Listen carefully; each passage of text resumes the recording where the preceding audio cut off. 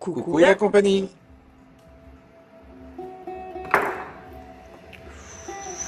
Il y a encore un sacré truc qui se prépare ici, j'ai l'impression.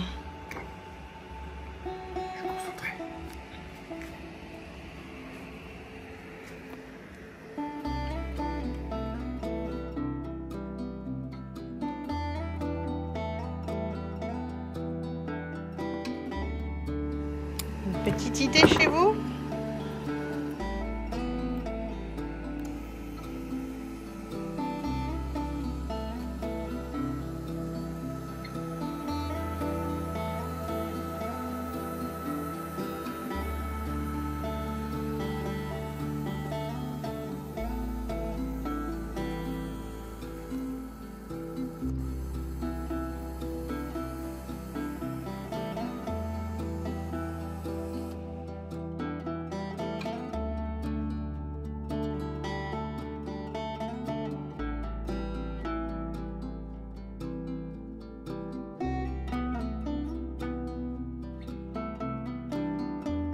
Je pense que vous avez compris ce qu'on va faire. Toujours plus de confort et de praticité. Ça, c'est donc la version initiale de notre tente de toit. Retrouvez le lien de cette tente de toit en description avec toutes les infos et caractéristiques. On l'avait encore jamais fait, mais on va utiliser le drone pour filmer ce que Grégory est en train de faire. Ça s'y prête bien. Mais il y en a une qui n'est pas tout à fait convaincue de ça.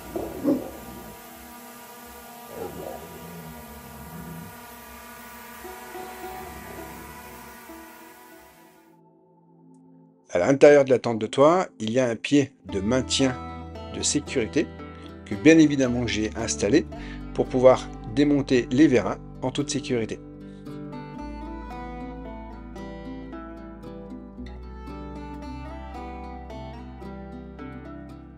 J'ai utilisé une sangle pour maintenir le vérin en pression pour ne pas avoir de difficulté à le démonter.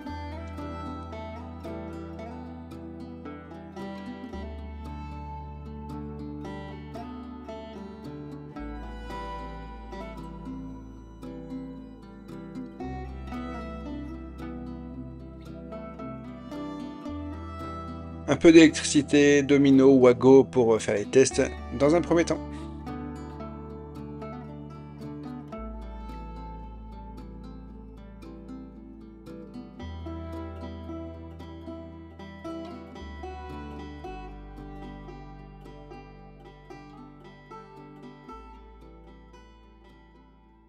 Donc pour être plus à l'aise, pour être plus confortable, on va dire, pour travailler, Greg il va prendre l'échafaudage plutôt que sur l'échelle ou l'escabeau là. Au moins c'est plus stable.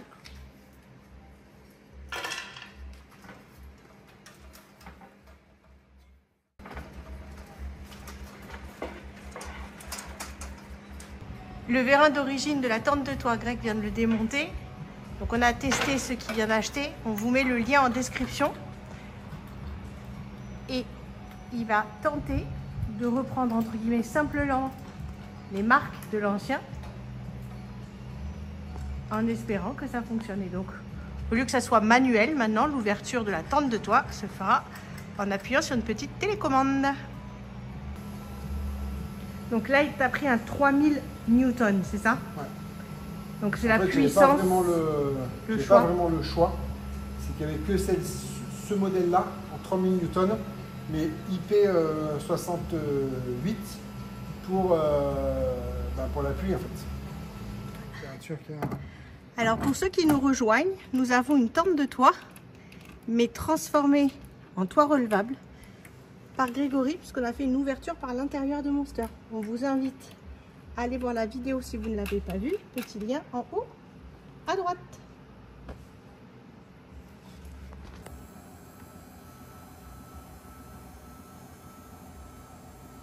Il va peut-être être temps que je descende avant de me faire plier en deux dans la tente de toit.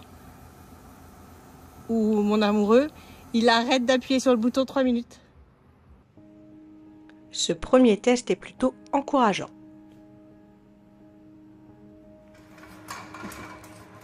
Alors le premier vérin est enlevé et remplacé. Et on va faire la même chose de ce côté-là. Enfin on, Grégory va faire la même chose de ce côté-là. Et ça a été compliqué à remplacer ou... Non, en fait, le seul... vu que la course du vérin, elle n'est pas finie,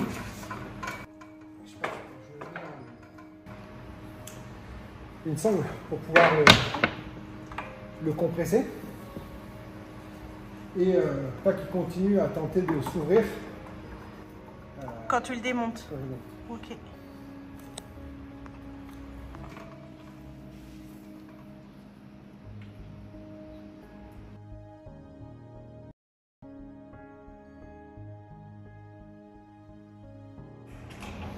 Ça évite que en fait, la tige qui est à l'intérieur se plie.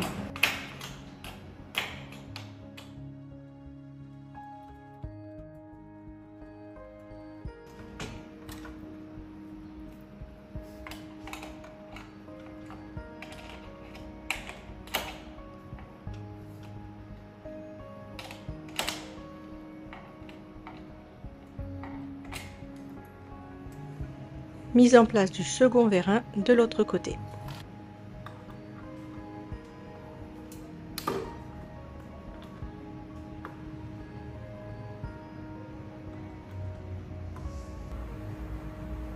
Voilà, les deux nouveaux vérins électriques sont montés de chaque côté de la tente de toit, mais... Ah, la compagnie. On a un tout petit problème. Pourquoi? Parce qu'en fait, j'ai remis les vérins à l'identique du montage initial.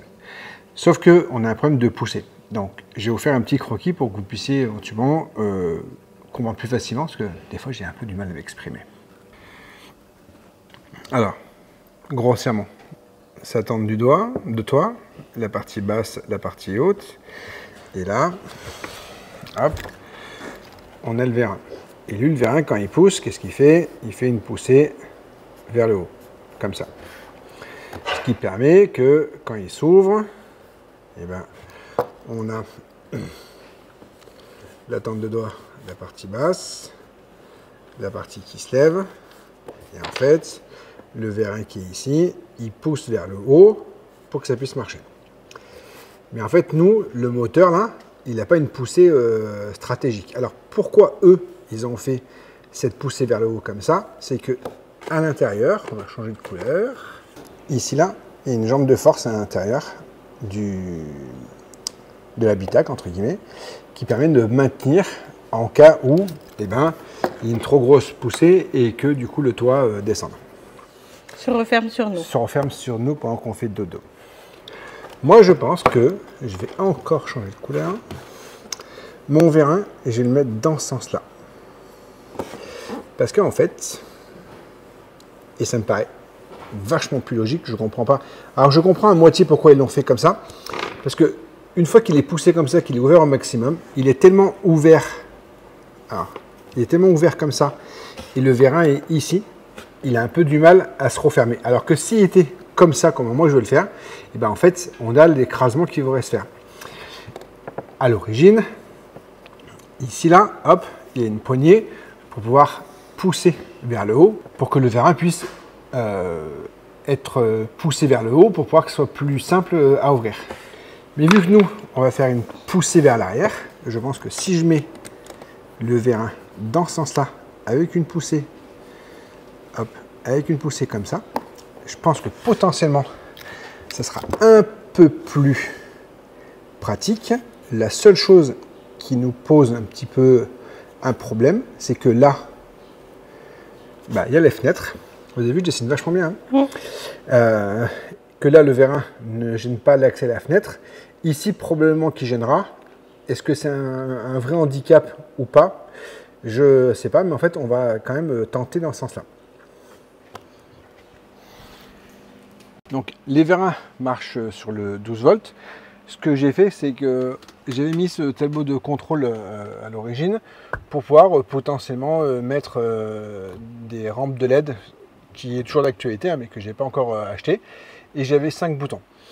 Ce que je ne souhaite pas, par contre, c'est que les vérins soient sous tension en permanence et qui pourrait potentiellement s'ouvrir parce que quelqu'un appuie sur la télécommande ou qu'il y ait une interférence radio, que quelqu'un ait une même télécommande que nous et qui puisse malgré tout faire interférence avec nous et ouvrir ou fermer la tente. Donc du coup, une fois qu'elle est fermée ou ouverte, on met le bouton pour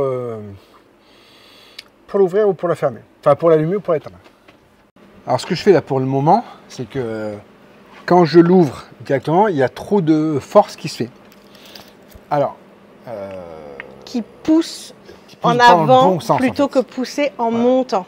Alors ce que je fais, c'est que là, j'aide un petit peu au démarrage en la poussant légèrement.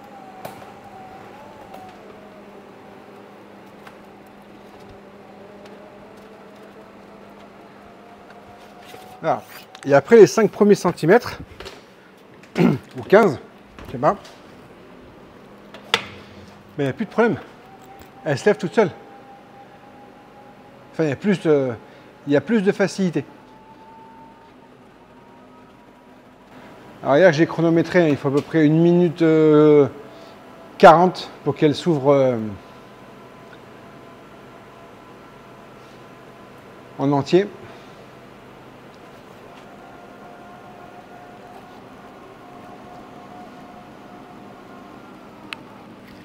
Alors c'est sûr que c'est top, hein, c'est qu'il n'y a pas d'effort à faire, hein, ça se lève tout seul sans effort. Hein. Pour se refermer, c'est pareil. Voilà. Mais mon problème, il est voilà, c'est que je pense que malgré tout, même si on le met en poussée vers l'avant, on sera potentiellement devant la fenêtre. Alors ce que je peux faire, c'est effectivement juste avancer les vérins, comme on disait avec Bruno. C'est-à-dire que je le défais d'en haut. Je l'ouvre au maximum et je l'avance. Quelques explications complémentaires. J'ai été forcé d'avancer les vérins de quasiment 20 cm pour arriver à ne pas faire forcer trop le vérin et ne pas avoir une déformation au niveau de la tente. De ce fait, je ne suis plus obligé de l'aider au démarrage pour pouvoir s'ouvrir. Et là, je peux finir tout mon câblage. Petite astuce bricolage à portée de tous, et pour une fois c'est moi qui vais la donner. Greg, sur les baguettes ici en plastique, il veut que je mette du double face, et souvent le double face on dit ouais il colle pas, si j'ai acheté un produit, enfin c'est un produit de merde et tout ça. Il n'y a pas que ça, donc ça arrive, hein. Mais moi ce que je fais, c'est que je mets des gants pour, je vais commencer par dégraisser et je vais garder les gants pour pas que le gras de mes mains entre guillemets aille se mettre dessus, et donc du coup ça aide à l'adhérence. On n'y pense pas souvent parce que double face, on s'en sert pour pas mal de choses et vite fait, rapidement, et on fait pas vraiment attention, on fait pas de préparation. Petite astuce, et même des fois, selon ce que c'est, vous pouvez légèrement gratter votre surface, poncer on va dire, pour que ça fasse des petites stries et que votre double face se mette dans les stries et tienne encore mieux. Nettoyage et dépoussiérage de la surface, puis dégraissage. Puis je colle ma bande de double face sur les 2 baguettes en plastique qui vont nous servir à passer les câbles d'alimentation des vérins électriques. Donc là j'avais un double face un peu large, donc j'ai mis les deux l'une à côté de l'autre et je coupe l'excédent avec le cutter.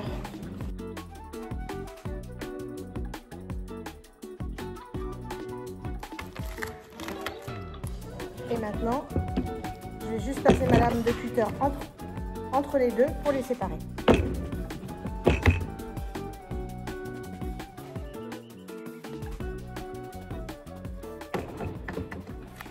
Voilà. Qu'est-ce qu'il fait, Grégory?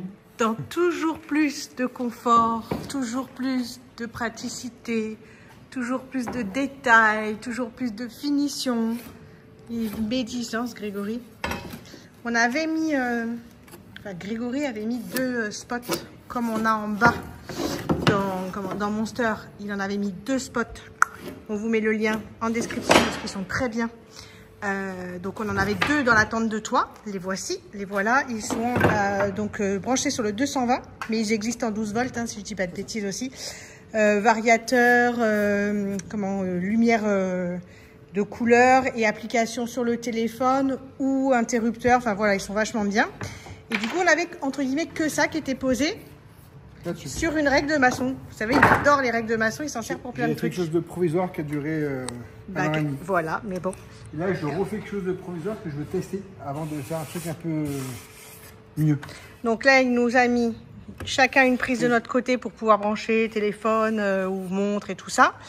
Épilateur. Et puis, petit rangement en fait, parce que moi, par exemple, mais bon, on n'en a pas spécialement besoin, mes lunettes, je les mets par exemple dans les pochettes qu'il y a dans la tente de toit. Mais bon, pourquoi pas si je mets mon téléphone là à charger. Donc, avec du bois. Et je vais vous faire voir où est-ce que ça s'insère là-haut. Du bois d'arbre. Voilà les câbles d'alimentation donc de chaque côté dans les petites goulottes en plastique collées aux double faces. Ça c'est tout bon. On a remis le filet. Certains d'entre vous se demandent en fait le trou. Donc là on le laisse comme ça, mais sinon on va l'attacher au petit crochet rouge qui s'en face. Désolée pour la lumière, mais c'est pour vous faire voir que ce que Greg a fait, eh ben, ça fonctionne. Je vais les éteindre. Voici l'application sur les téléphones, très simple d'utilisation et de mise en marche. Donc voilà, prise et lumière, petit vide-poche. Et donc ici, là, caché, Greg, il a mis le boîtier des vérins. Et donc là, on a la télécommande. Et voilà, chacun de son côté, on a un petit rangement. Voici le petit boîtier, le commutateur, qu'on a caché, enfin que Grégory a caché ici. Donc ça c'est, vous voyez là, les petites imperfections, c'est parce que c'est du bois qu'on a récupéré. On voulait vérifier que le commutateur, les ondes, elles passent bien derrière le morceau de bois et que ça soit tout ok. Et si c'est le cas, eh ben, on refera une version définitive. Donc quand je vous disais qu'il y avait des rangements, voilà, c'est ces petites poches là aussi où on peut ranger des choses. On va pouvoir remonter le lit et on va en profiter pour vous redonner les dimensions de cette tente de toit et les spécificités, parce que avec la tente de toit, il y avait le sous-matelas et le matelas. Ainsi que l'échelle télescopique. Donc ça c'est le sous-matelas en espèce de nid d'abeille qui soit respirant en fait contre l'humidité, la condensation du matelas. Il est vraiment super, il est bien molletonné. Et deuxième chose, le matelas, hop, je vous fais voir ça. Et voici l'homme qui a vu l'ours, qui a vu l'homme. Je suis super matelas. Voici le matelas. Donc il est déhoussable, il a une fermeture éclair. Il est à mémoire de forme, il fait, désolé, il fait 7 cm d'épaisseur. Alors au départ on pensait que c'était vraiment léger, mais finalement il est super bien. Hop. Voilà, on l'installe et je vais quitter la caméra. Non, on va y arriver comme ça. Bon, forcément il se met pas parce que je suis dans l'entrée. Voilà. Et il est super, super épais, super molletonné. Le dessus, c'est en tissu, coton, on va dire. Le dessous, c'est en espèce de plastification, donc pour donner un petit coup de nettoyage. Et sinon, on peut enlever et le nettoyer. Elle n'est pas géniale, cette tente de toit? Incroyable. Depuis que j'ai apporté une modification, encore mieux. C'est sûr.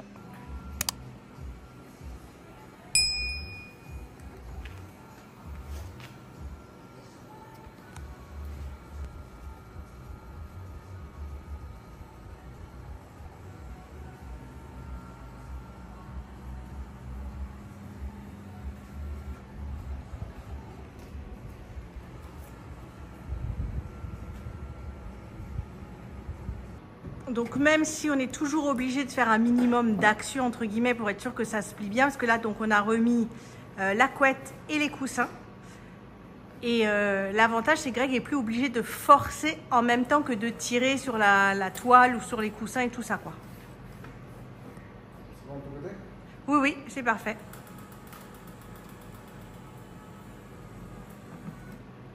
Encore, c'est pas fermé.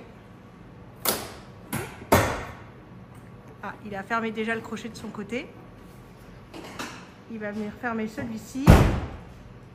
Et toujours avec l'outil super pratique qui se clipse dans le crochet de la portière. Et maintenant, vous avez des tables qui se mettent dans les, dans les voitures, ouais, sur la partie arrière des fois. Hop, pour un 4x4 ou quoi. Donc il a mis les crochets sur les côtés plutôt que devant. Et donc après, pour maximum de sécurité, au 12 volts, on éteindra le bouton et on est sûr que les vérins ne peuvent plus s'activer. Et là, hop, il verrouille. Es-tu content? Bon, c'est la fin de cette vidéo. On espère qu'elle vous aura plu. Nous, on est très contents et on va mettre en action les vérins automatiques. Et on se dit ciao la compagnie. Ciao.